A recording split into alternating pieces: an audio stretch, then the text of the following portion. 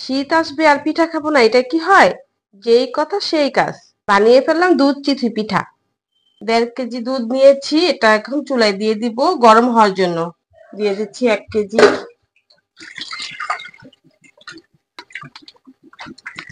গরম করে 1 কেজি বানায় নিব। 1.5 কেজিকে হাফ কেজি কমিয়ে ফেলবো, আমি 1 কেজি রাখবো। দুটা বলক এসেছে, দিয়ে দিচ্ছি 4টা এলাচি, 2টা দারচিনি টুকরা, দিয়ে দিচ্ছি 2 টুকরো তেজপাতা। তেজপাতাটা আমি আগে ধুয়ে রাখি, ধুয়ে টুকরা টুকরা করে রেখে দিই। এটা সুন্দর একটা গ্যারান আসবে এর জন্য দেওয়া। দিয়ে দিচ্ছি নারকেল। নারকেলটা দেওয়ার পরে অনেকক্ষণ আবার আমি গরম করে নিব এটাকে। নারকেলটাকেও ভালো করে গরম করে জাল দিয়ে নিলে আর পিঠাটা নষ্ট হওয়ার ভয় থাকবে না। দুধটা অনেক কমে গিয়েছে, দুধটাকে এখন নামিয়ে নিব।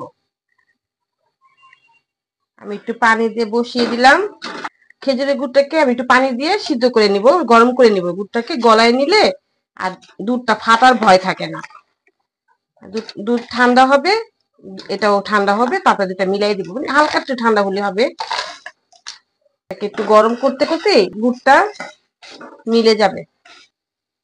এই তো গুড়টা গরম করা হয়ে গিয়েছে, গুড়টাকে আমি এখন নামাই নিব। দুধটা আমি চুলায় বসিয়ে দিলাম, এটা হালকা ঠান্ডা করে নিয়েছি, অনেকটাই ঠান্ডা করে নিয়েছি। এই যে গুড় গরম করেছিলাম ওটাও ঠান্ডা করে নিয়েছি, দুইটাকে এখন একসাথে মিলিয়ে দিব। এটার জন্য কি হবে, দুধটা ফাটবে না।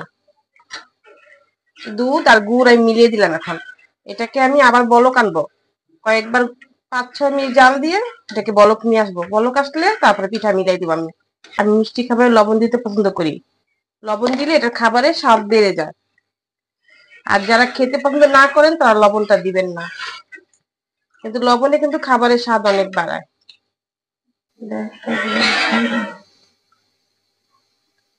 দুধ আর গুড় দিয়ে আমি 5 মিনিট জাল দিয়ে নিলাম।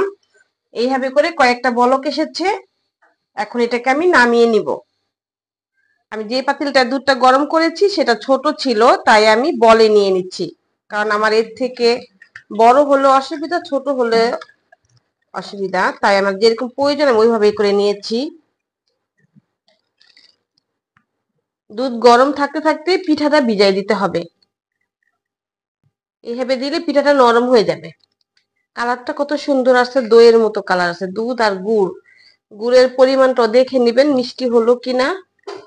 আমি দেখে নিয়েছি, আমার যেরকম মিষ্টি খাই ওইভাবে দিয়েছি। পিঠাটাকে এভাবে চাপ দিয়ে দিবেন, তাহলে এটার উপরে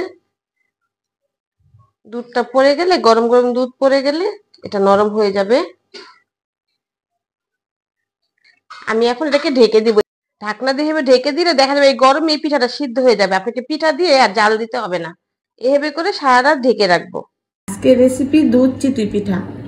আমার পিঠা বানানো কেমন হলো কমেন্টে জানাবেন। আমার মতো কে কে পিঠা খেতে পছন্দ করেন সেটাও কিন্তু অবশ্যই কমেন্টে জানাবেন। আল্লাহ হাফেজ।